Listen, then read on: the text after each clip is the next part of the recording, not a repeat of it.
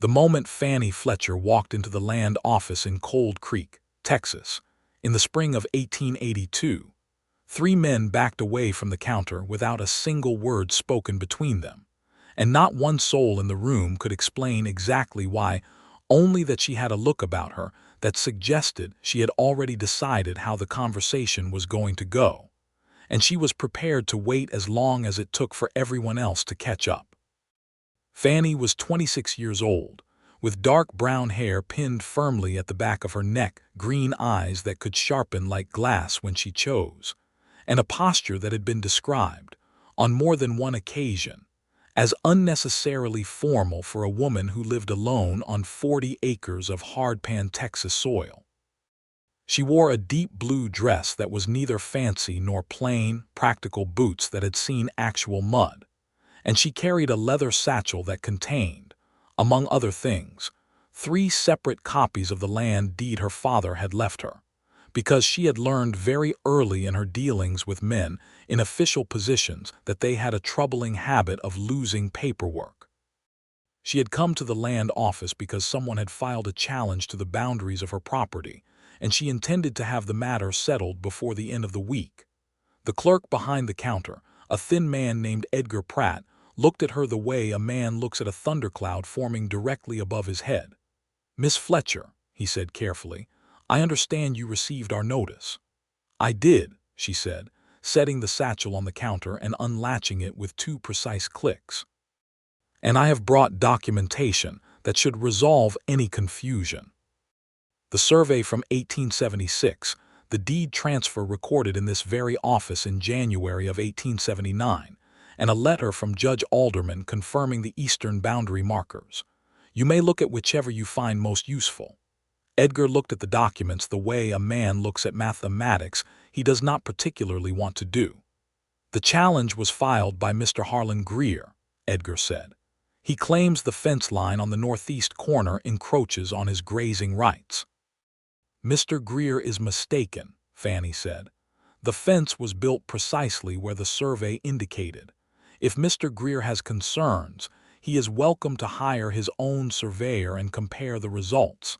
I will be happy to be present for that conversation." She said this in such a tone that it was entirely clear she would not find the conversation pleasant but would endure it with complete efficiency. Edgar cleared his throat. "Yes, well, I will note that you've responded to the challenge. The matter will require a formal review."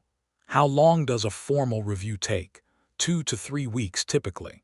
"I would like it completed in 1, Fannie said. "I have a crop rotation starting in the 2nd week of May, and I cannot have the northeastern field in dispute while I am trying to plant it." Edgar blinked. "Miss Fletcher, the office does not typically—" "I am not asking the office to act outside its capacity," she said patiently. "I am simply informing you of the timeline that would be most convenient. I understand the review must follow its proper procedure. I am asking that no unnecessary delays be added to that procedure." She closed her satchel, picked it up, and left the office. Behind her, Edgar Pratt let out a breath that he appeared to have been holding since she walked in. 2 men standing near the door watched her go. One of them, a stout rancher named Buck Harmon, shook his head slowly. "Difficult woman," he said. "Particular as the day is long. Always has been since her daddy passed." The second man said nothing at first. He was leaning against the doorframe with his arms crossed and his hat pushed back on his head, watching the blue dress disappear down the main street of Cold Creek. He was tall, with broad shoulders and an easy stillness about him that was not laziness but something more like patience. He had dark eyes and a jaw that looked like it had been carved with deliberate intention, and he wore the plain clothes of a working man: a dark shirt, canvas trousers, worn boots with actual dust on them, not decorative dust but the kind that comes from actual work. His name was Milton Bishop, and he had arrived in Cold Creek 4 days ago. He was 29 years old, had spent the last 7 years working cattle drives along the Chisholm Trail, and had recently made the decision to stop moving and buy land. He had savings accumulated from years of hard and consistent labor, a reputation for being reliable and fair, and a general outlook that leaned toward the practical. He was not a man who talked much about himself, which meant that most people in Cold Creek had not yet formed strong opinions of him, which was precisely the way he preferred it. He uncrossed his arms and pushed off the doorframe. "Difficult and particular," he said, mostly to himself, with the faint beginning of something that might have been a smile. "I have been looking for exactly that." Buck Harmon turned to look at him like he had said something strange, which he supposed he had. "You know her?" Buck asked. "No," Milton said. "Not yet." He stepped out of the land office and went in the opposite direction from Fannie Fletcher, because he had his own business to attend to, but the thought of her did not entirely leave him for the rest of the afternoon.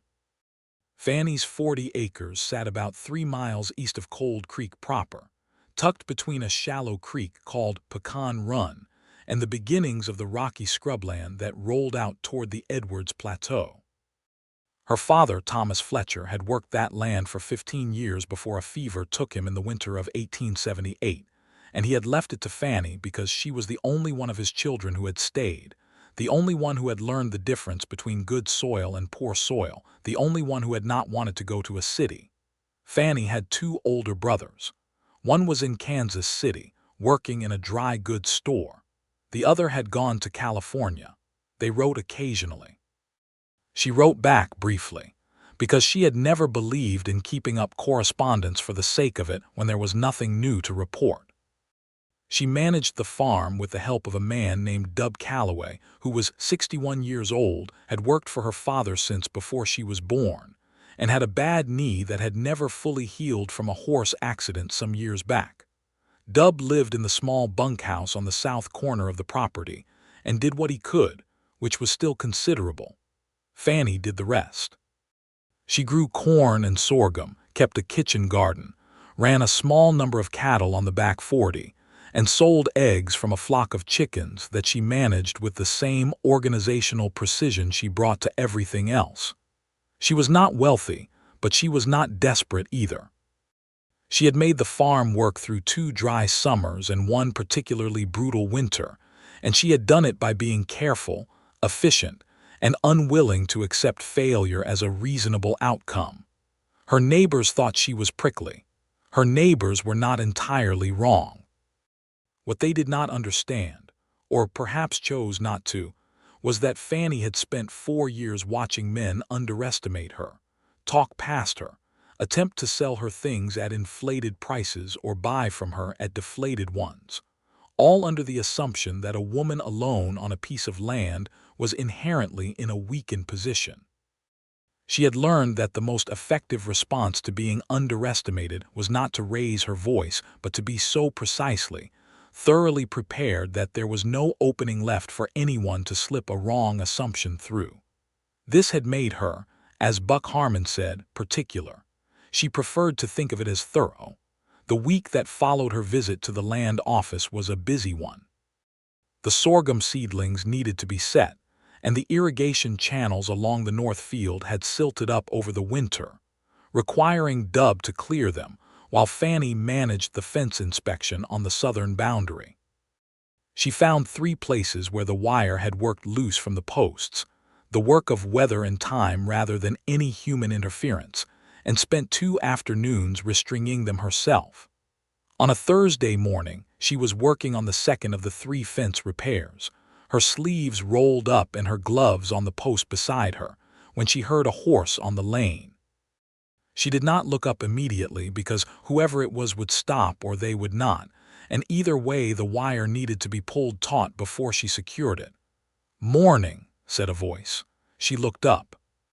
A man on a bay horse was sitting at the edge of her lane, not having come further, which she appreciated because it suggested he understood the difference between a lane and an invitation.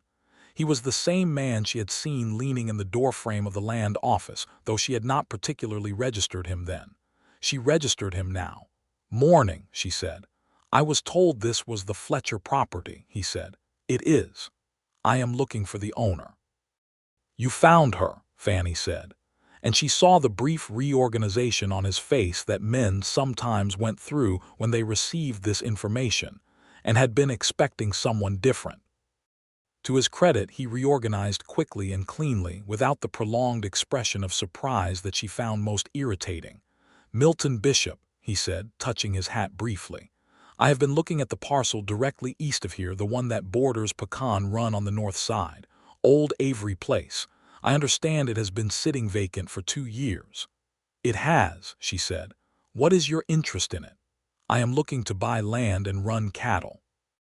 "That parcel is good range grass on the east end, and it has the creek access, which is what I need." Fannie considered this. The Avery parcel was indeed good land. She knew it well because she had considered purchasing it herself, before determining that her current operation was already at the full capacity she and Dub could manage. "The Avery family moved to San Antonio," she said. "The heir is a man named Paul Avery. He has been trying to sell the parcel through a land agent in Waco for about 18 months now. I believe the asking price is $800. Milton nodded slowly. "That is the price I was quoted. I came from the land office this morning." "Then you do not need anything from me," Fannie said. "No," he agreed. "But I would be your neighbor if the purchase goes through, and I thought it was better to introduce myself before the transaction rather than after." She looked at him steadily. It was not an unusual statement, but it was not a common approach either. Most men moving to new land did not think to introduce themselves to the neighbors first. They showed up with their cattle and their assumptions and adjusted later, if at all. "That is a sensible approach," she said. "I try," he said. There was something in his voice that was not quite humor but was adjacent to it, a kind of quiet steadiness that she did not find unpleasant. "Fannie Fletcher," she said, since she had not offered her name yet. "I know," he said. "You were pointed out to me." She raised an eyebrow. "As what?" He seemed to consider whether to answer. "As someone who knew the area well," he said, "and as someone who is, in the words of Buck Harmon, difficult and particular." She watched his face. He met her eyes without any of the apologetic softness that men sometimes used when they were saying something they expected a woman to object to. "And what did you make of that description?" she asked. "I thought it sounded like someone worth knowing," he said. There was a pause that stretched long enough to be something. "The land office will take 2 weeks to process the review on my boundary dispute with Greer," Fannie said, turning back to the fence. "If you are purchasing the Avery parcel, you should know that Greer has a habit of pushing the edges of his grazing range. He may try the same thing with you." "Good to know," Milton said. "The survey markers on the north side of the Avery parcel should be checked before you close the purchase," she continued, working the wire through the staple with practiced efficiency.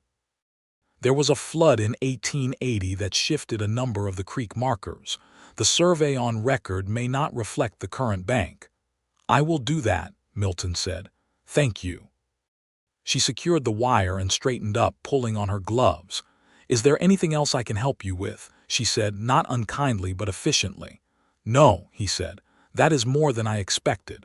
Good day, Miss Fletcher." "Good day, Mr. Bishop." He turned the bay horse back down the lane and went. Fannie watched him go for a moment longer than strictly necessary, then picked up her tools and moved on to the third fence repair. She thought about what he had said, that the description sounded like someone worth knowing, and she found, somewhat to her own surprise, that she had no immediate objection to the thought. Milton Bishop closed the purchase of the Avery parcel in the second week of May, 1882, and took possession of 430 acres of grassland, creek frontage, and a farmhouse that needed significant work. He had a herd of 60 cattle coming up from San Antonio within the month, and he spent the intervening weeks doing structural repairs on the house and outbuildings, clearing the overgrown sections of fence line, and learning the particular temperament of his new land. He was a man who believed in understanding a place before he tried to work with it. He walked every inch of the property in the first week. He tested the soil in multiple locations, not because he was farming, but because soil composition affected grass growth and grass growth affected carrying capacity. He mapped the water patterns along Pecan Run, noting where the bank was soft and where it held. He also paid attention to his neighbor, not in a way that could be called watching. He was not that sort of man, but in the natural course of working adjacent land, there were things he observed. He saw that Fannie Fletcher was at work before first light and still at it past sundown. He saw that the farm was run with a precision that impressed him, the fields properly managed, the buildings maintained, the animals healthy. He saw that Dub Calloway moved carefully on that bad knee, and that Fannie adjusted her workload to compensate without making a visible point of it. He saw that she was alone in the way that a person who has made peace with being alone is alone, not unhappily, but with a kind of self-sufficiency that had hardened into habit. He saw that she had a way of standing in the evening at the edge of her east field, looking at the sunset over the scrubland, that suggested she was not always at peace with that aloneness, even if she was competent in it. He did not think about this too directly, because he was a man who had learned to approach things at an angle to come at them sideways rather than straight on, because some things, like wild horses and honest feelings, spooked if you came at them too fast. He first spoke to her again in earnest at the general store in Cold Creek, on a Saturday morning in early June. He arrived to find Fannie in a focused disagreement with Mr. Hennessy, who ran the store, over the price of a particular grade of wire. "This is the same wire you sold me in March at 14 cents per rod," she was saying, with a calm that had an edge to it. "It is now priced at 17 cents per rod. I would like to understand what has changed." Mr. Hennessy, a broad, florid man, was doing the thing where he looked at a point slightly above Fannie's head and spoke slowly, as if she might have trouble keeping up. "Prices change, Miss Fletcher. Supply and demand, you understand." "I understand supply and demand perfectly," she said. "I am asking specifically what has changed in the supply or demand of this grade of wire in the last 3 months to account for a 21% price increase." Mr. Hennessy did not have an answer for that, because the honest answer was that he had raised prices somewhat arbitrarily on the assumption that his customers were not tracking them closely enough to notice. Milton, who had been listening from 2 feet away, cleared his throat. "I was quoted 14 cents per rod by a supplier in Waco last week," he said. "They were offering delivery within 2 weeks." Mr. Hennessy looked at him. Then he looked at Fannie. Then he looked at his price book. "I may have made an error in my ledger," he said. 14 cents per rod, Fannie confirmed. 14 cents per rod, Mr. Hennessy agreed, making a correction with his pencil. Milton stepped back and began examining a display of rope that he did not particularly need to examine, giving Fannie room to complete her transaction. When she turned to leave, she paused beside him. "Thank you," she said. "I only stated a fact," he said. "Yes, but you stated it at exactly the right moment." He looked at her then, and she looked at him, and there was a frankness in her gaze that he found entirely refreshing after years of people who said things sideways. "I am getting supplies for the next 2 weeks," he said. "Since you know this store better than I do, is there anything here that is worth buying and anything that is overpriced and better sourced elsewhere?" She considered whether to answer, and he could see that she was deciding whether this was a question worth her time or not. He liked that she made that calculation openly, without pretending it wasn't happening. "The flour is good," she said. "He sources it from a miller in Austin, and it is reliably consistent. The salt pork he gets from a local smokehouse, and it is excellent. The canned goods are overpriced by about 15% compared to what you can get from the supply wagon that comes through on the first Tuesday of the month. The hardware is adequate but nothing special. The coffee is the best available within 30 miles. Milton nodded. "That is exactly what I needed to know." "Thank you. Practical information is not a gift," she said. "It is just information. Where I come from," he said, "useful information is the best kind." There was a beat.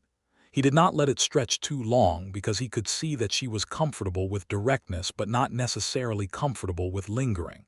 "If you are in town tomorrow afternoon," he said, "I was thinking of going to the territorial surveyor's office to check the creek markers we discussed. I do not know this area well enough to identify all the original placements. It would be useful to have someone along who does. It was an invitation. It was framed as a practical request because that was the only frame she would have accepted. She looked at him for a moment. "I will be in town tomorrow afternoon," she said. "I have business at the post office at 2. "I could meet you there at 2:30, he said. 2:30, she confirmed. Then she picked up her paper-wrapped supplies and left. Milton went back to examining the rope, which he then did not buy because he had not needed it in the first place. He felt something in his chest that he had not felt in a considerable number of years. The particular alertness of a man who has walked into something interesting and is trying very hard not to make a sudden movement. They met at 2:30 the following day and spent an hour at the surveyor's office, spreading old maps across a broad table, while a clerk named Wallace watched them with mild curiosity. Fannie knew the map well. She had spent years studying the land records around her own property, and she moved through the documentation with a quick efficiency that impressed the clerk and did not impress Milton, in the sense that it confirmed exactly what he had already suspected about her. "Here," she said, pressing her finger to a line on the 1874 survey. The original marker was set 12 feet from the creek bank at this point, but this notation here indicates the bank shifted during the 1880 flood. The new bank is approximately 8 to 10 feet further west, which means your northern boundary is actually more favorable than the current deed suggests. The deed should be updated to reflect that," Milton said. "It should. You would need a new survey done before you could make it official, but it is worth knowing." He was watching her more than he was watching the map, which was not something he would have admitted to. There was a concentration in her face when she worked through a problem, a kind of clean intensity that was entirely without self-consciousness, because she was not thinking about how she looked. She was just thinking. He found that beautiful in a way he was not entirely prepared for. "You have done a great deal of work to understand this land," he said. She glanced at him. "It is my land. It would be foolish not to understand it. A great many landowners do not. That is their loss," she said simply. They walked back along the main street of Cold Creek after, in the direction of the stable where they had both left horses. The afternoon was warm and the street was busy with the Saturday overflow of farmers and ranchers and the general commerce of a working frontier town. "How long have you been running the farm alone?" he asked. She gave him a measuring look. "Since my father died in 1878, 4 years. "And you have managed it successfully." "Obviously," she said, not with arrogance but with the simple factual certainty of someone for whom the question of capability was settled. "Do you ever find it?" He started and then stopped. She looked at him. "What?" "I was going to ask something that might be considered personal," he said. "I will not if you prefer." She thought about it. "Ask." "Do you ever find it lonely?" he said. The question landed differently than she expected. Not intrusively, it was asked simply, without pity or patronizing softness, the way a man asks a question because he is genuinely curious about the answer. She was quiet for 2 steps. "Yes," she said. "Sometimes." He nodded, as if she had confirmed something he had wondered about but had not been sure he would get an honest answer to. "So do I," he said. "That is why I stopped moving." It was such a plain, direct statement that it caught her off guard. She had been braced for something more elaborate. Some men, when they found out she had said something honest, tried to leverage it. He did not. He just matched it with his own honesty and left it there. They reached the stable and retrieved their horses. The ride back to their respective properties would take them in the same direction for 2 miles before the road diverged. "There is a community gathering at the schoolhouse on the 15th, he said, as they walked their horses out of town. "I was told it is a sort of summer social. I do not know many people here yet." "I do not attend most social gatherings," she said. "Why not?" "Because they generally involve a great deal of conversation about subjects I do not find interesting, and a great deal of pressure to appear pleasant in ways that exhaust me." He rode in silence for a moment. "Those are very specific objections," he said. "They are accurate objections," she said. "What if the conversation were about something interesting?" he said. She looked at him across the foot of space between their horses. He was looking straight ahead, which she appreciated, because it meant she could look at him for a moment without it becoming a moment. Then it would not be a problem, she said. I will make you a proposal, he said. Come to the gathering for 1 hour. If at the end of that hour no interesting conversation has occurred, I will walk you out myself and we can both leave. And if interesting conversation does occur, then we stay another hour, he said, and so on. She considered this. That seems like a reasonable arrangement, she said. Good, he said.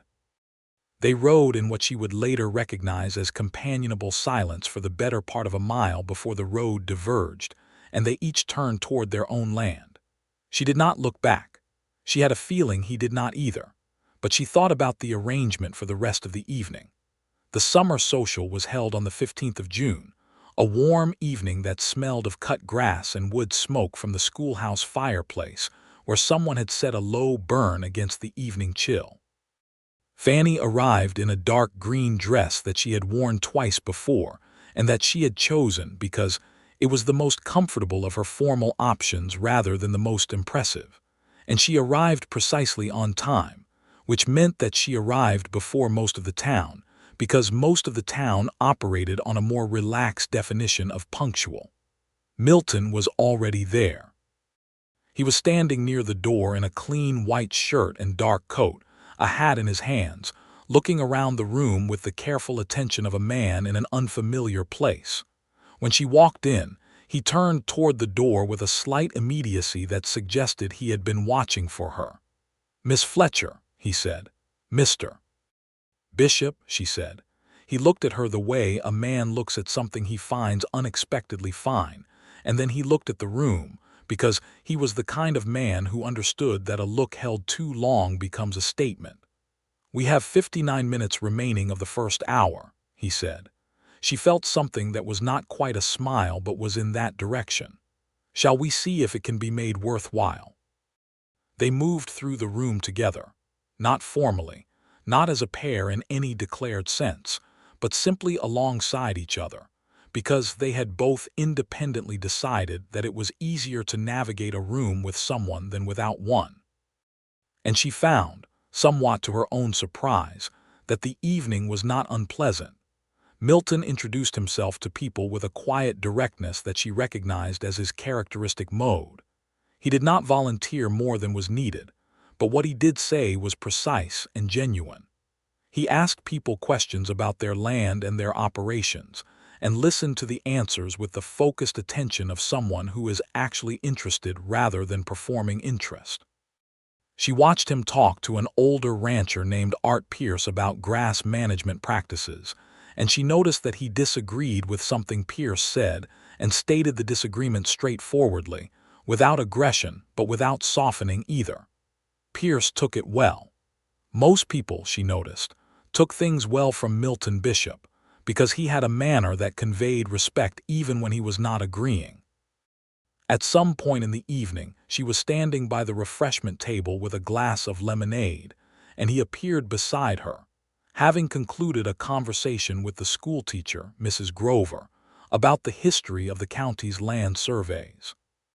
42 minutes into the first hour, he said, looking straight ahead. Yes, she said. What is your assessment so far, she thought. The conversation with Art Pierce about pasture rotation was interesting. Mrs. Grover's account of the 1877 survey dispute was informative. The conversation about the new reverend's preferred hymn selections was not interesting. Agreed on all counts, he said. He turned to look at her. Shall we stay for the second hour? I think we shall, she said. There it was again, that thing that was not quite a smile but was. In the second hour, they found themselves sitting together at the edge of the room, slightly apart from the main current of the gathering, and they talked. Not about property surveys or grass management, those were excuses. They talked about the sort of things that people talk about when they have decided they are interested in each other and are still figuring out the geometry of it. She told him about her father, about Thomas Fletcher, who had been a quiet, precise man with an enormous love for the land and a genuine respect for his daughter's mind. She told him about the years after his death, the loneliness and the fear, and then the slow, hard-won competence. He told her about the cattle drives, the years on the Chisholm Trail, the extraordinary, exhausting beauty of moving 1,000 head of cattle across open country, the way you learned to read weather and terrain and animal behavior until it became something like a second language. He told her about why he stopped, not because he was tired of the work, but because he was tired of belonging nowhere. "I wanted to stay somewhere long enough to know it," he said, "to know the land and have it know me back. I have been looking for the right place to do that for 2 years. And you think Pecan Run is the right place?" she asked. He looked at her in a way that made the question carry more than its surface meaning. "I think it may be," he said. "I have not been here long enough to be certain, but the early indications are good." She understood that he was not only talking about the land. She also understood that he was not going to say so directly, and she respected that. It was not evasion. It was the careful approach of a man who knew that some things needed to be circled before they could be landed on, and that was fine with her. They left the social at the end of the second hour, as the gathering was growing loud and the conversation around them was declining toward the variety she had already identified as not interesting. They walked out together to find their horses, and the night outside was cool and dark and full of stars in the way that only open country at night can be full of stars. They stood for a moment before mounting up. "That was not bad," Fannie said. "Highest praise," he said. "I do not grade on a curve," she said. "I know," he said. "That is why the grade means something." She looked at him, and the stars were very bright, and she felt something that she had been careful about for a long time loosen slightly, not break, not dissolve, just ease, like a fist that had been clenched so long it had forgotten it was clenched. "Good night, Mr. Bishop," she said. "Good night, Miss Fletcher." She rode home along the dark road and was back at the farmhouse before Dub had finished his evening routine. He looked at her when she came in, a long, observational look from a man who had known her since she was a child. "Good time?" he asked. "Adequate," she said. He nodded like she had said something she had not said, and she went to bed and lay awake for a while looking at the ceiling. The boundary dispute with Harlan Greer came to a head in early July. The land office had completed its review and found entirely in Fannie's favor. The fence was precisely where the survey indicated, and Greer's claim was without merit. The matter should have ended there. It did not end there because Harlan Greer was not a man who gracefully accepted being wrong. On a Monday morning, Fannie went out to check the fence on the northeast corner and found that someone had pulled the wire from 4 posts and left them lying flat on the ground.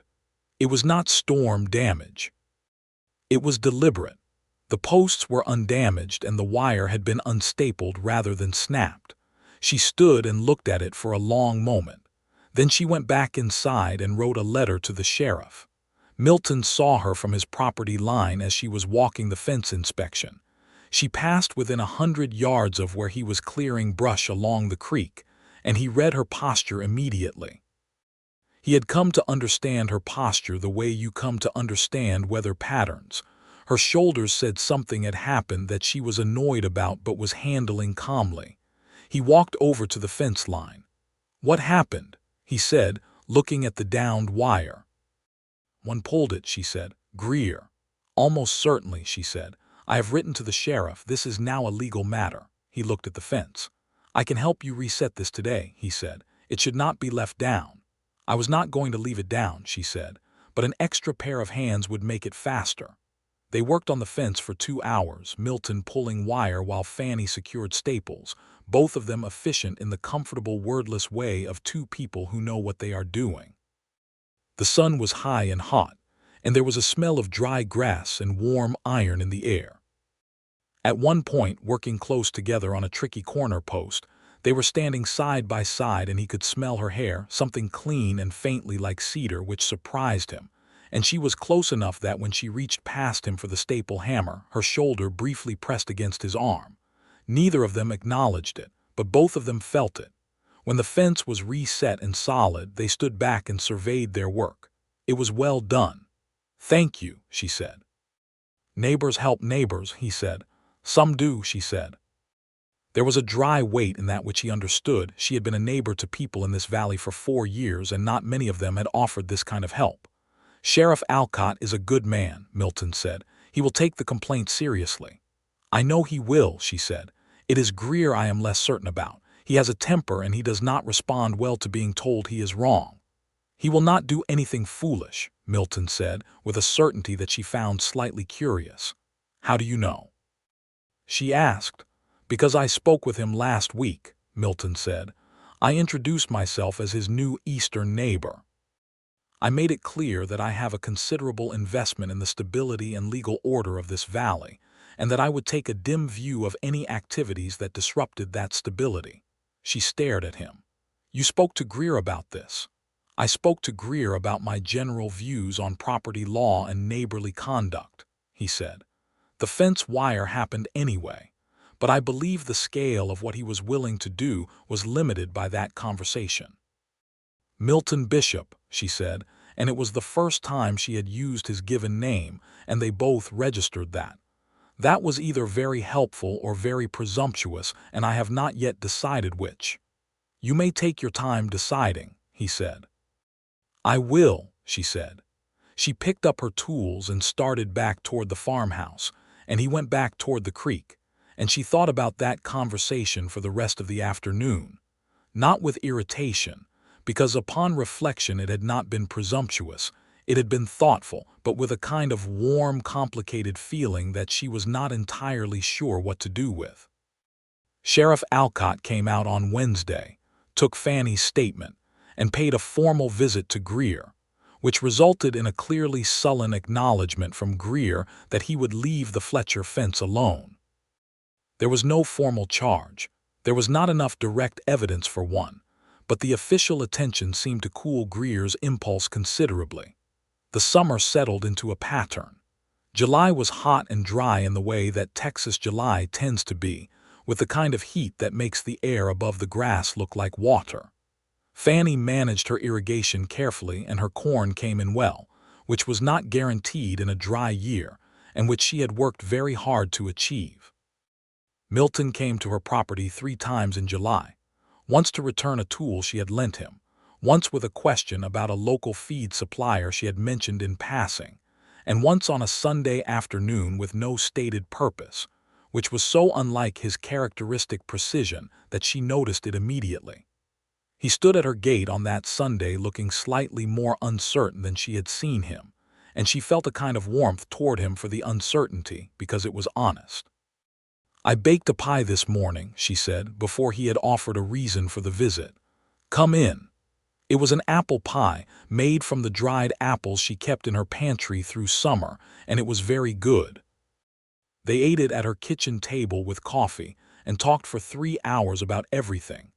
About her father and his lessons, about the geography of the Chisholm Trail, about the injustices she had watched the Comanche people suffer as the government pushed them further and further from their ancestral lands, a wrong that sat with her deeply, and which she said plainly, because she could not see the sense in pretending it was not happening. Milton listened to that and looked at her carefully. "I have seen enough of that country to agree with you," he said quietly. "The treaties were broken so many times and in so many ways. The people who remain in the territory are surviving things that no one should have to survive. And yet the newspapers talk about it as though it is progress," she said, with a sharpness that was not directed at him but at the world beyond the kitchen window. "Some things that are called progress are not," he said. She looked at him and felt something shift. Not dramatically, not the way it shifts in stories, with a sudden clarity.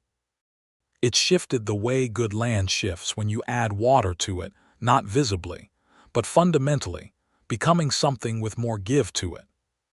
He helped her wash up the dishes afterward without being asked and without making a point of it, and when he left the afternoon had turned into evening. She stood on the porch and watched him ride down the lane and then stood there a little longer, listening to the cicadas and the distant low sound of the cattle on his north pasture. Dub came out and stood beside her.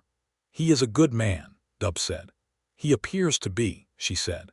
"You could stand to let someone be good to you," Dub said. "I am fine on my own," she said. "I know you are," Dub said. That is not the same thing. He went back inside. Fannie stayed on the porch until the stars came out. In August, she went to a cattle auction in Brownwood with a note from the local Stockmen's Association and found herself seated at the registration table next to Milton, who was there to look at adding to his herd. They had not arranged to go together. It was coincidence, or the version of coincidence that happens in small counties where two people keep finding themselves going to the same places.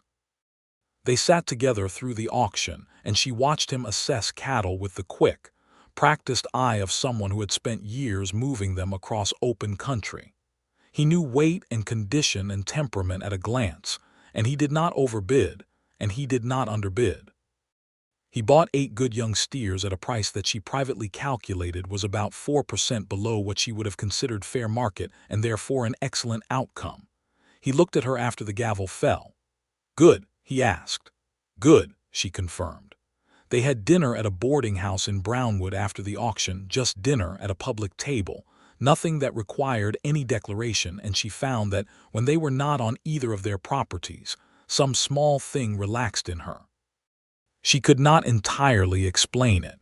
Maybe it was that without the constant presence of the work, there was room for something else. He told her about a letter he had received from his mother in Kentucky, a warm woman who had been asking him for 3 years when he was going to stop moving and stay somewhere. He had written back to tell her about the Avery parcel. "Did you tell her about your neighbors?" Fannie asked. "I mentioned that I had good neighbors," he said, and looked at her across the table. She had a glass of sweet tea in her hands, and the evening light through the window made the room feel like the inside of a lantern. And she thought, very clearly, without being quite ready to say it aloud, that she was falling in love with this man.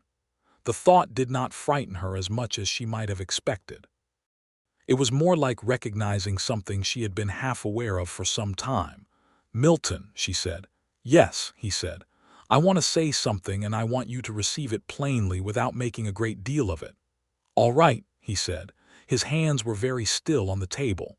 "I am glad you bought the Avery parcel," she said. "I am glad that you are my neighbor. I find that I value your company more than I have valued anyone's company in a long time, and I thought you should know that, since you are the sort of person who appears to prefer knowing things accurately." He was quiet for a moment. The lantern light moved.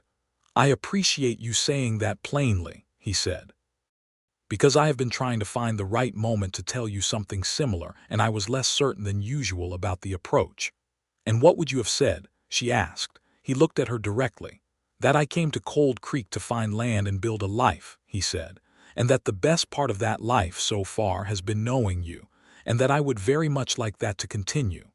The table between them was small. The room was full of the sound of other people having their own evenings.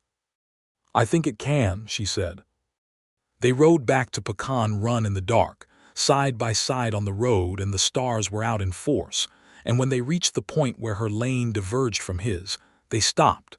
He reached across and took her hand the first time he had touched her in any deliberate way and held it for a moment, not pulling her toward him, just holding. "Good night, Fannie," he said. "Good night, Milton," she said. She rode home, and Dub was already asleep, and the farmhouse was quiet, and she sat at her kitchen table for a long time in the dark, not thinking about crops or fences or legal disputes, just feeling something warm and strange and good moving through her like water through good soil. September brought the corn harvest, which was as much work as anything else on the calendar, and Milton appeared on the first morning of it with 2 strong horses and a harvesting rig that he had borrowed from a neighbor further west, and asked where she wanted to start. She had not asked for the help. He had not asked if it was wanted. He had simply calculated that it was harvest time and that she could use an additional team, and shown up. "Northeast corner," she said. "Northeast corner," he confirmed, and turned his horses toward it. Dub watched this from the fence post where he was sitting with his coffee and said nothing, but he looked like a man whose opinion of the world had been briefly confirmed. They harvested for 4 days, all 3 of them, long days in the September heat with the smell of cut corn and dry husks in the air, and in the evenings they ate together at the farmhouse kitchen Fannie cooked, which she did well and without pretension, and talked until the day's tiredness made conversation too much effort. On the last evening of harvest, with the corn in and the fields cleared and the exhausted satisfaction of completed work in the air, Milton sat across from her at the kitchen table after Dub had gone to bed, and the kitchen was lit by a single lamp and it was very quiet. "I want to ask you something," he said. She looked at him. "I am not a man who is given to long preambles," he said, "so I will say this directly. I want to court you, formally. With whatever period of formal courtship you consider appropriate before any further steps are discussed. I am not asking for a decision tonight. I am asking for permission to continue." She looked at him for a long moment. "You are asking my permission to do what we have essentially been doing since May," she said. "I am asking to do it with explicit mutual acknowledgement," he said, "so that neither of us is uncertain about the other's intentions." She felt something in her chest that was warm and steady and a little bit like standing in sunlight after a very long winter. "You have my permission," she said. He exhaled just slightly. "Good," he said. "Thank you." "Milton," she said. "Yes." "I have been told I am difficult and particular," she said. "I want to be clear that those descriptions are accurate and will not change. I do things a specific way because that way works. I have strong opinions and I state them. I do not defer to people when I believe them to be wrong. I am not interested in becoming a simpler version of myself for the sake of making someone comfortable." "I know," he said. "You say that now," she said. "I have been your neighbor for 4 months," he said. "I have watched you argue with a land office clerk, correct a store owner on his prices, reset a fence that your neighbor tore down without losing your composure, manage a farm during a dry summer, organize a harvest, and hold a conversation with a level of precision and engagement that I have not found in most people I have met in my entire life. I did not fall for a simpler version of you. I fell for this version, the difficult and particular one." The lamp flickered in a small draft from the window. "You have been thinking about this for some time," she said. "Since the day I saw you in the land office," he said. "Since before I knew your name." She reached across the table and put her hand over his. "So have I," she said. "Since that same day, I think, though I did not want to admit it." "Why not?" he asked. "Because I was not sure," she said. "I needed to be sure. And are you sure now?" She looked at him in the lamplight, at his honest face and his still hands and his dark eyes, which were looking at her with the same quality she had noticed that first day, which she could now name. It was the look of someone who was not trying to see something other than what was there. "Yes," she said. "I am sure." He turned his hand under hers and held it. They sat like that for a while, in the quiet kitchen, with the night outside and the lamp between them, and it was one of the finest things she had felt in years. He began to court her formally in October, which in Cold Creek, Texas, in 1882, meant calling on her on Sunday afternoons, attending church together, which Fannie had previously attended alone, and which she found somewhat more tolerable with his company, and being seen together enough times at social functions that the town understood what was happening. The town had opinions about this, as towns always do. Buck Harmon told 3 separate people that he didn't see how any man in his right mind would take on a woman as difficult as Fannie Fletcher. Mrs. Grover, the schoolteacher, who had more sense than Buck Harmon, told 2 different people that in her observation Milton Bishop was exactly the kind of man who could handle exactly the kind of woman Fannie Fletcher was, because he was solid enough that her sharpness couldn't cut him and smart enough that her precision didn't intimidate him. Fannie heard both versions and found Mrs. Grover's more accurate. What the town noticed, and what it could not quite find fault with, was that Fannie Fletcher seemed not softer, exactly, because soft was never a word that applied to Fannie, but perhaps easier. The set of her shoulders on Sunday mornings when she walked in with Milton was slightly less braced. She still argued and corrected and demanded precision, but there was something underneath it that had eased, as if some long-held tension in her had been given permission to release. Milton, for his part, seemed to everyone who observed them simply settled, happy in a quiet, sure way that had nothing showy about it. He still said exactly what he meant and no more, and he was still the kind of man you went to with a practical question rather than a dramatic one. But there was a warmth in him when she was near that was visible to anyone paying attention. They had arguments, because of course they did. Fannie had strong opinions and so did Milton, and they were not always the same opinions. The first real argument was about the roof of her farmhouse, which had two places where the shingles had lifted and which Milton felt needed to be replaced before winter. Fannie felt that the shingles needed to be secured, not replaced, and that his preference for replacement was an overcorrection. They argued about this for 20 minutes in the barn with actual blueprints spread on the hay bales, neither of them raising their voice but both of them absolutely firm. "The underlying boards are sound," she said. "There is no rot. Securing the lifted shingles and adding a bead of pitch along the ridge line will hold through winter. The shingles on the southwest corner are degraded beyond the point where securing them makes sense," he said. "Replacing them now costs less than repairing roof damage in January." "I have been managing this roof for 4 years," she said. "I know that," he said, "and you have done it well. I am not suggesting you have not. I am saying that this particular section has reached the end of its useful life, and replacing it now is the more economical choice." "You are not the one who has to make the economic choice," she said. There was a pause. It was the most charged thing she had said to him, and she saw that it had landed. He looked at her steadily. "No," he said, "you are right. It is your roof and your decision, and I overstepped." She had expected him to push back. The simple, honest acknowledgment caught her slightly off guard.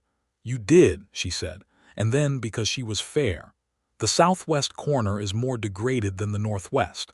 You may have a point about that section specifically." "Would you be willing to replace just the southwest corner section," he said, "and secure the rest?" She thought about it. "Yes," she said, "that is a reasonable compromise." They repaired the roof together the following weekend, replaced the southwest corner, secured the rest, ran pitch along the ridge, and the roof held through winter without a single leak, which meant that they had both been partially right and neither of them had to say anything about it. On a Sunday afternoon in November, they took a long ride along the creek, just riding for the pleasure of it, something Fannie rarely allowed herself because time on a working farm was not usually spent on pleasure. And Milton stopped his horse at a bend in the creek where the pecan trees came down to the water's edge, and the last autumn leaves were deep gold in the low sun. He dismounted and she did the same, and they stood at the water's edge, and the light was extraordinary. The way late autumn Texas light sometimes is, warm and golden and entirely convinced of its own beauty. "Fannie," he said. She looked at him. He was not nervous in the way that men sometimes are in the moments before they say important things, all shifting weight and cleared throats. He was just himself, still and certain and direct. "I am going to ask you to marry me," he said. "Not as a surprise, because I do not think you appreciate surprises on important decisions. I am telling you it is coming so you can think about it clearly. And I am asking now because I have thought about it clearly and I do not want to wait any longer to say it." She was quiet for a moment, watching the creek move over the pale stones. "You are asking me," she said, knowing all of it, the difficulty and the particular nature and the strong opinions. "Those are not things I am asking you to set aside," he said. "Those are things I am asking to have as part of my life. You, Fannie, all of you, exactly as you are." She turned to look at him, and the golden light was on his face and on her face and on the water beside them, and she felt something open in her chest that she had been keeping closed for a very long time, very carefully, for reasons that had made excellent sense at the time but which now, standing here, seemed like they might have been somewhat more cautious than necessary. "Yes," she said. He looked at her. "Yes," he said. "Yes," she said again, and she almost smiled, and then she did smile, and it was the kind of smile that she did not deploy often, which was precisely why it was so effective. "I will marry you, Milton Bishop." He stepped toward her and she did not step back, and he took her face in his hands and kissed her for the first time, there at the bend of Pecan Run with the pecan trees golden above them and the water moving below them. And it was slow and certain and warm, and it felt, there was no other word for it, it felt right, the way things feel when they have been worked toward honestly and finally arrived. When he lifted his head, she was still standing very straight, which he had come to understand was not the armor he had first read it as, but simply the way she stood in the world, upright and unashamed. "I have been difficult about it," she said. "You have been careful," he said. "There is a difference. You are very generous in your interpretations," she said. "I am very accurate in my interpretations," he said. "You taught me the value of accuracy." She laughed, actually laughed, which was not something she did frequently and which was, he thought, possibly the most beautiful sound he had ever heard. "Take me home," she said.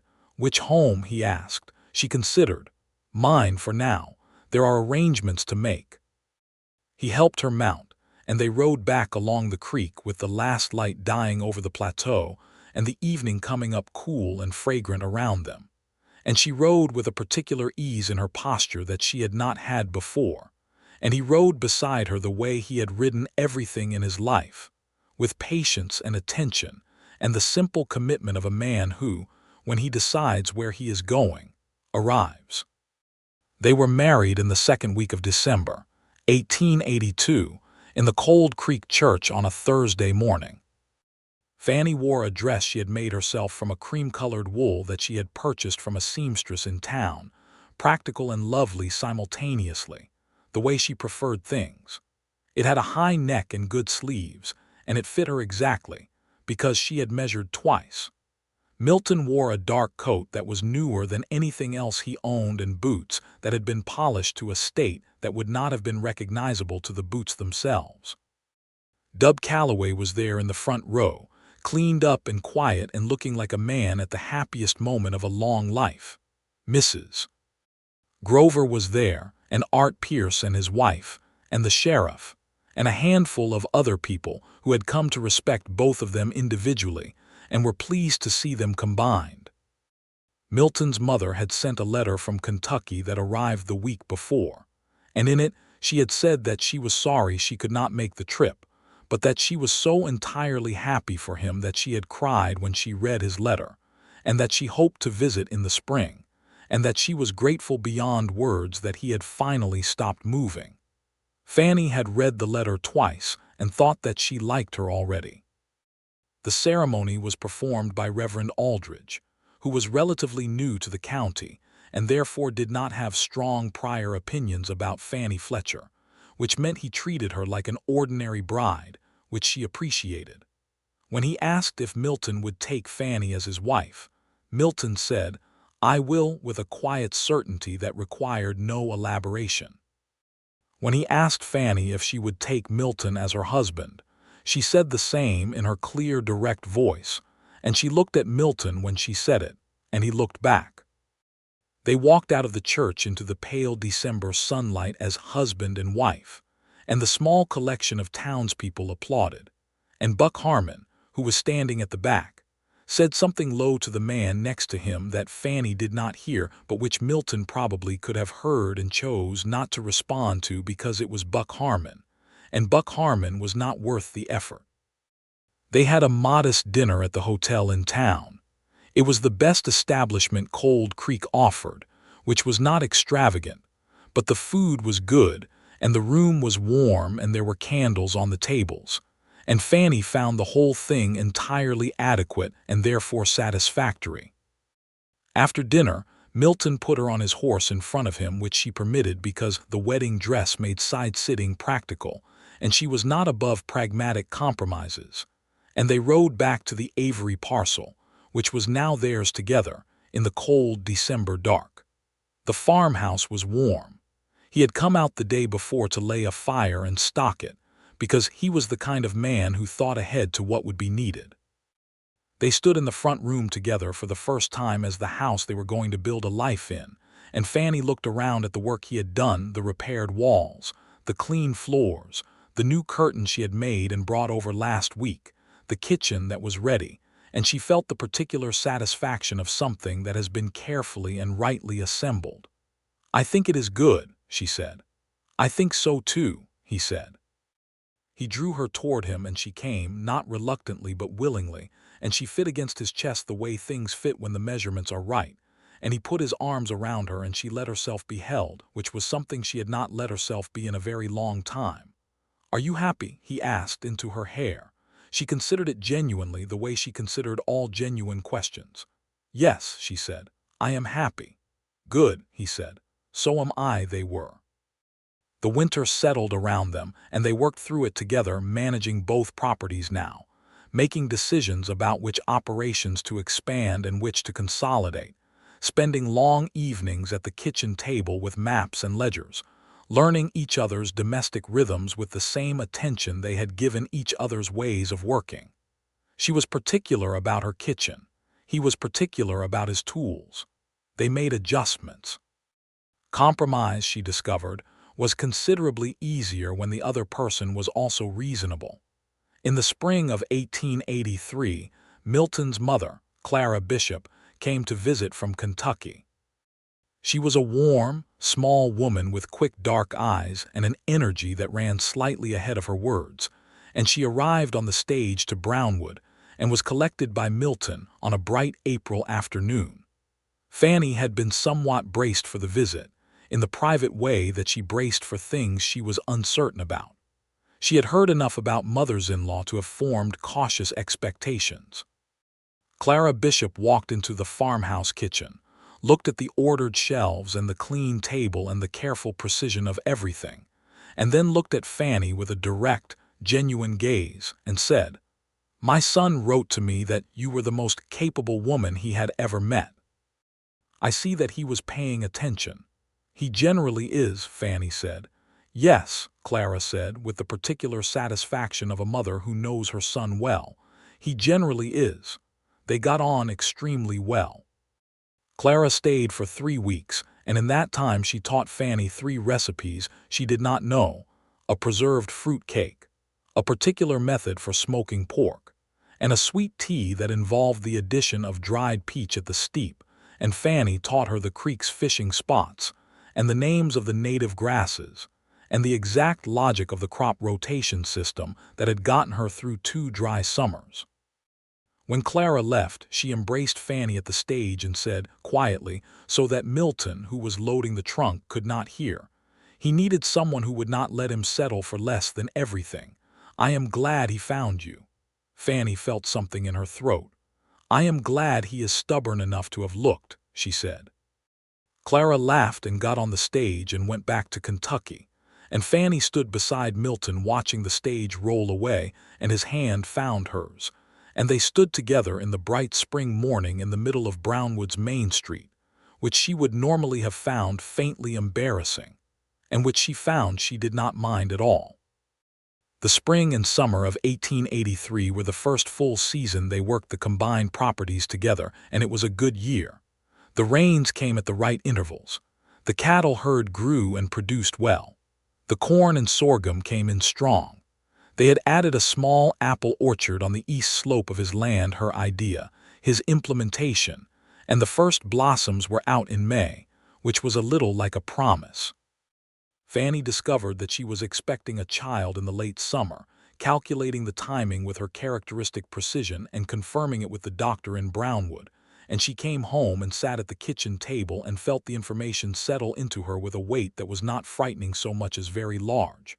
Milton came in from the south pasture and she was still sitting there. "What happened?" he said immediately. "Nothing has happened," she said. "Something is going to happen. We are going to have a child."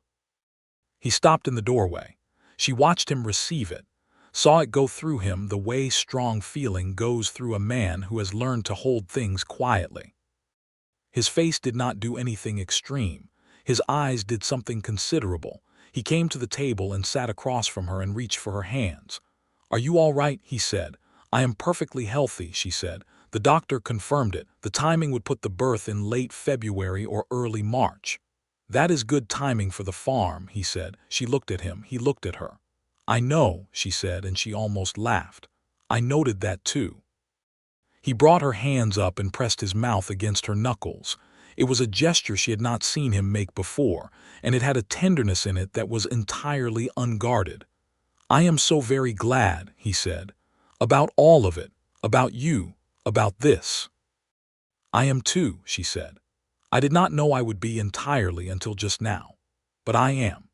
Dub, when told, let out a sound that was suspiciously close to a sob and then covered it with an extremely aggressive cough and announced that he needed to check the water line, and went outside, and they could hear him from the window saying something quietly to himself that sounded very much like gratitude. The pregnancy was, true to Fannie's general character, managed with thorough attention to practical detail.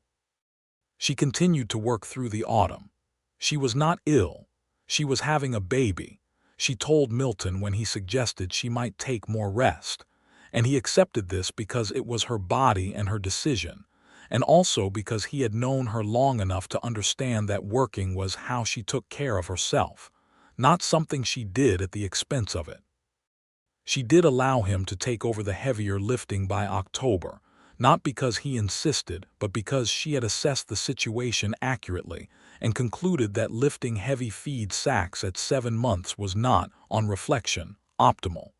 She made this concession without drama. He accepted it without making a point of it. This was how they worked. They expanded the farmhouse in November, built out the east room into a proper nursery, with walls properly insulated against the cold, and a small iron stove that could be lit on cold nights. Fannie chose the colors and the placement of the window and the dimensions of the sleeping space. Milton built it. The result was precise and good, and Fannie approved it formally, which meant she said, "This is exactly right," which Milton had come to understand was his equivalent of the highest possible praise. On the 4th of March, 1884, in the early hours of the morning, their son was born. It was an uncomplicated birth attended by the local midwife, a capable woman named Martha Yates, who had delivered something close to 100 children in Comanche County, and who appreciated Fannie's complete willingness to be told what to do and when.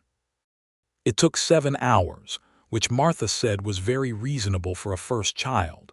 And when it was done, Fannie was exhausted in a way she had never been before, which was saying something, and she had her son in her arms, and he was very small and very loud and extremely certain that the world owed him something, which she thought was an excellent beginning.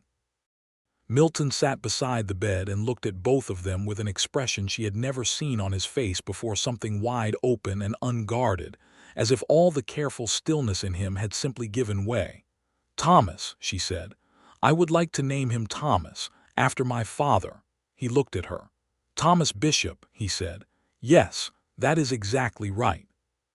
She made a sound that was partly tired and partly moved and put her head back against the pillow and held her son, who had quieted down once he was wrapped properly, and looked at the ceiling of the room that had been built correctly and with good care. "Milton," she said. "Yes," he said.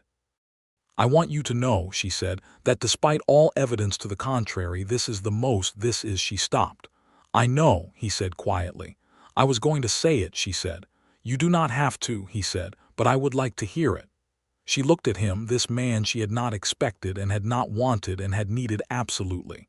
"This is the best thing that has ever happened to me," she said. "All of it, this." He leaned over and put his forehead against hers, very gently, not disturbing Thomas, who was sleeping now with the profound satisfaction of someone who has arrived exactly where they intended. "Yes," he said, "it is."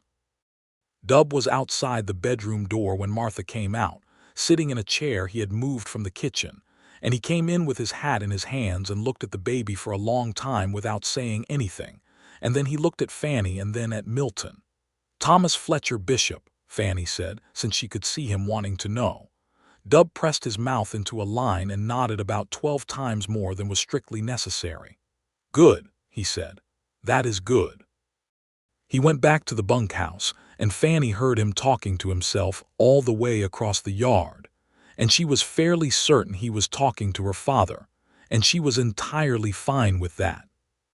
Cold Creek, Texas, 1884, continued to be a town of the working frontier, still rough in places, still settling into itself, still working through all the complications of a country that was changing faster than it could quite manage.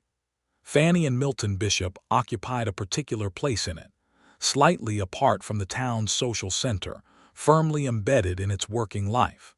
They were known as fair dealers and hard workers. Milton had earned a reputation as a man you could rely on for an honest assessment, whether of cattle or land or a practical problem. Fannie had earned, with time and the evidence of her consistent competence, a reputation that had shifted from difficult in the dismissive sense to difficult in the sense that she did not accept poor work or dishonest dealing, which most people, once they were clear on the distinction, found reasonable. The second year of Thomas's life brought a wet spring and a strong summer, and the orchard's first real harvest modest but promising. Milton added 12 more head to the cattle operation and hired a young man named James Rourke from the county north of them to help with the extended herd, a 19-year-old with enough energy and willingness to learn to compensate for his inexperience. Fannie found that she liked being a mother in the way she liked all things she was good at, actively, with full engagement. Thomas was curious and loud and had, Milton observed, his mother's way of looking at a new thing with complete and undefended interest before she decided what to think about it. He had Milton's patience, which balanced the curiosity out into something that was tolerable to be around and frequently delightful. In the evenings after Thomas was asleep, they had the kitchen to themselves again, and sometimes they talked and sometimes they did not, and both were good. She had grown into the quiet with him the way you grow into anything that fits, not noticing the moment it became natural, only noticing afterward that it had been natural for some time. "I want to tell you something," she said one evening in the fall of 1884, looking up from the account book she had been working through. He looked up from the piece of bridle he was mending. "When you came to the farm the first time," she said, "on that bay horse, and you told me you had been told I was difficult and particular, I remember," he said. "I wanted to ask you then, when you said you had been looking for exactly that, did you mean it? Or was it something you said because it seemed like the right thing to say?" He set the bridle down. It was the kind of question that deserved his full attention. "I meant it," he said. "I had been on the move for 7 years, and in that time I met a great many people, and what I noticed was that the people who were easy, agreeable, uncomplicated, no sharp edges, tended to also be the people who were the same at the end of the knowing as at the beginning. And that is fine. There is nothing wrong with that. But I wanted someone who kept being more the further in you got. Someone who had depth and precision and their own complete self that was not going to be simplified by someone else's comfort. I did not know I was looking for that in exactly those words until Buck Harmon said difficult in particular, and I thought, yes, that." She looked at him for a long moment. "You are a very unusual man," she said. "You have said that before," he said. "I meant it then and I mean it now," she said. She went back to the accounts and he went back to the bridle, and the lamp burned between them, and outside the window the Texas night was full of stars, and the cattle were settled and Thomas was asleep and the farm was quiet and sound. This was what the life was. Not a single dramatic moment, but 1,000 regular ones, done with care and honesty, and the deep accumulated warmth of two people who had chosen each other with full information and no regrets. In the spring of 1885, Fannie discovered she was expecting again, which she managed with the same organized attention as before, and which she told Milton on a Tuesday evening while they were doing the accounts, and he set down his pencil immediately and looked at her with the same open expression he had worn the first time. "February again?" he asked. "March, I think," she said. "That is still good timing," he said. "I know," she said. "I know." He came around the table and put his arms around her from behind, and she put her hands over his, and they stayed like that for a moment in the lamplight while the accounts sat undone on the table. "Milton," she said. "Fannie," he said. "We are going to need a larger house," she said. He laughed, a real laugh, full and unguarded, and she felt it through her back and felt herself smiling at the accounts as if they were something good. They built the east wing of the house that summer, 2 additional rooms, and an improved kitchen, with a proper cast iron range that Fannie had been wanting for 3 years, and had budgeted carefully for. Milton and James did most of the building with help from Art Pierce's sons on the heavy work, and Fannie managed the project with her characteristic precision, which meant it came in on time and within budget, and with all the corners square. On a warm evening in July, while the framing of the new wing was going up and the smell of fresh-cut pine was in the air, Fannie stood at the edge of the construction and looked at it. Thomas, who was 16 months old and had strong opinions about being put down, was on her hip, looking at the framing with the complete absorption of a very young person, discovering that the world constantly produces new things. Milton came and stood beside her. "Good progress," she said. "Good," he agreed. Thomas pointed at a joint where 2 beams met overhead and said something emphatic in his private language. "He agrees," Milton said. "He has good taste," Fannie said. Milton took the baby from her arm, settling him easily against his shoulder with the practiced ease of a man who had been carrying a baby for over a year and had gotten very good at it. Thomas grabbed his collar and looked around with the authority of a boy who knows he is being held securely. "Are you happy?" Milton asked, the same question he had asked her on their wedding night. She looked at the unfinished wing and the good land around it and the evening sky above it, and at her husband who was holding her son and standing beside her exactly where she wanted him. "More than I thought I was capable of being," she said, "which is saying something because I have always had high standards." "The highest," he said. "Yes," she said, "and still you exceed them." He looked at her with everything he felt for her in his face, all of it, unguarded and clear. "Fannie," he said. "Yes," she said.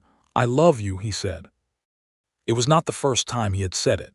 They had moved past that particular threshold some months back, in a less constructed moment than this one, more casually and completely, the way the truest things are usually said. But hearing it now, in the warm July evening with the pine framing going up and Thomas on his shoulder, and all of the accumulated, hard-won, specific and particular life they had built together spreading out in every direction, she felt it land somewhere very deep. "I love you," she said, "exactly as precisely and specifically as everything else I do." He smiled. It was the full smile, the real one, the one she had come to think of as hers. "I know," he said. "That is the best possible version." Their daughter was born on the 3rd of March, 1886, in the new east wing of the expanded farmhouse, and she was named Clara, after Milton's mother, which made Clara Bishop cry openly when she received the letter and arrived for a second visit that summer that lasted considerably longer than 3 weeks. Thomas, now 2 years old, received his sister with the complete indifference of a small boy who is very busy and cannot see the immediate relevance. And then, 3 days in, suddenly noticed that she had fingers that grabbed his and changed his position on her entirely. Dub Calloway, who by 1886 was 65 and had handed most of the heavy work over to James Rourke while remaining on the property as a kind of essential presence, held Clara for a while on the afternoon of her birth and looked at Fannie over the baby's head. "Your father would have been so proud," he said. "I know," she said. "There was no tightness in it. I think about that quite often." "He was proud already," Dub said. "Before he went, he told me so. Said you were the one who was going to be all right." She felt her eyes go warm and blinked it back because she was not a woman who cried easily, and she found she did not want to cry right now. She wanted to feel this, the good weight of it, clearly and without softening. "He was right," Milton said from the doorway where he had been standing. "He was right," Dub agreed. "He usually was," Fannie said. "The years that followed were good years." Not without difficulty. There was a drought in 1887 that tested them, and a cattle illness one spring that cost them several head, and one winter where a norther came down so hard that they spent 3 days getting through the snow to the livestock and back. But these were the difficulties of real life, and they had been built to meet them. Individually, they were each capable, and together they were something more than that. The combined intelligence and precision and steady commitment of two people who had made a genuinely good match. They hired a second hand by 1888. James Rourke had become, over the years, something very close to family.